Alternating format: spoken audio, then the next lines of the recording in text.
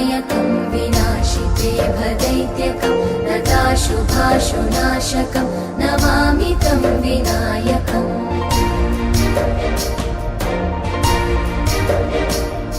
न ते तरातिभीकरं नवोदितार्कभास्वरं न मत्सुरादिनिर्जरं न ताधिकापदुद्धरम्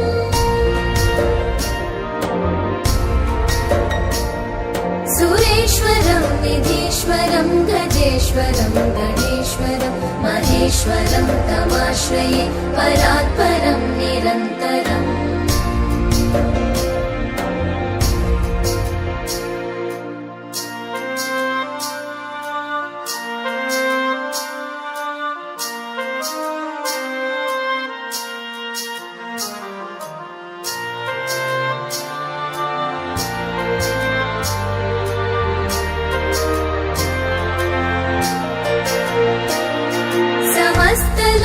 शङ्करं निरस्तदैत्यकुञ्जरं दरेतरोदरं वरं वरे भवक्रमक्षरम् कृपाकरं क्षमाकरं मुदाकरं यशस्करं मनस्करं नमस्कृतं नमस्करोमि भास्वरम् अकिञ्चनातिमार्जनं चिरन्तनोक्तिभाजनं पुरारिपूर्वनन्दनं सुरारिगर्वचर्वणम्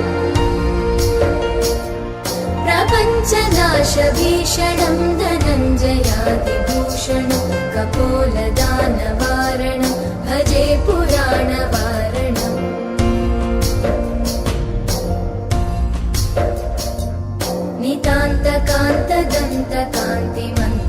नितान्तकान्तदन्तकान्तिमन्तकान्तकात्मजम् अचिन्त्यरूपमन्तहीनमन्तरायकन्दनम् हृदन्तरे निरन्तरं वसन्तमेव योगिनं तमेकदन्तमेव तं विचिन्तयामि सन्ततम्।